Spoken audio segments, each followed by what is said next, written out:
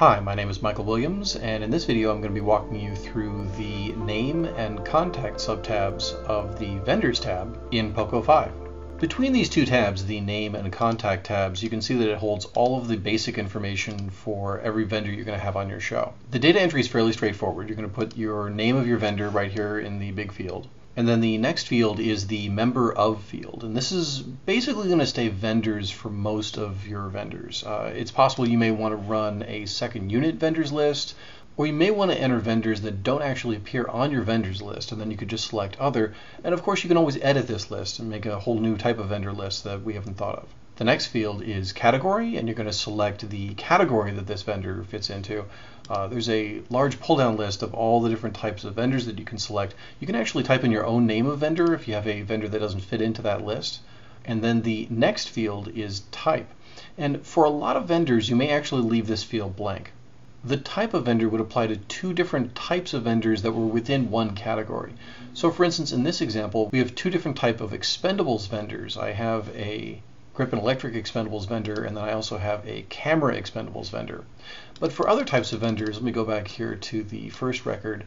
For a camera vendor, you really may not have a different type of camera vendor. In that case, you can just leave this blank and there won't be anything there.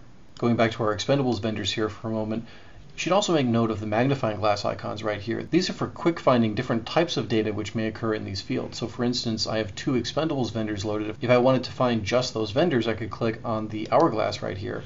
And now the current found set is only 2 because it found all of the records that match the data that's currently in this field. Switching over to the contact subtab, there's 3 basic areas for the contact subtab. There's the address area, the email area, and then the phone number area. The address area is fairly straightforward. Just go ahead and enter the address. Also note the little pin icon right here. If you ever wanted to Google map any of the addresses that you find anywhere throughout Poco, you can just click on this little button right here, and it'll bring up a map of that address. There are 2 email fields here for the vendors. You may just have one email address for your vendor, in which case you can just leave the second one blank.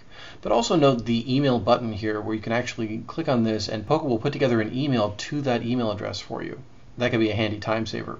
And the last area here is the phone number area. These are the same phone labels that are used in the people tabs. So if you're going to make changes to these, just note that the changes that you make will be global throughout the program. Go ahead and just enter in the phone numbers for office, mobile, home, what have you. And remember that you don't need to put an abbreviation after any of these phone numbers, like O for office or M for mobile. And for more information on this, go ahead and watch the video on the People tab, which gets into abbreviations more deeply. And this last field here, which is grayed out right now, only lights up if this vendor is a town car vendor. And so let me switch to a town car vendor real quick so you can see what this field does. So I brought up the record for BLS. And now that you can see that this field is actually lit up, this field is for the dispatch phone number for a town car vendor.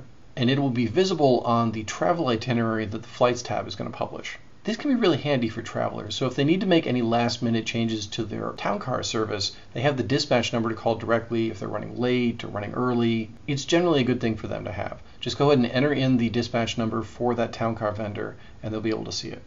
And that about covers it for the Name and Contact subtabs of the Vendors tab in Poco 5. Be sure to hit us up on both our Facebook and our Twitter feeds. We would love to hear what you think of the product.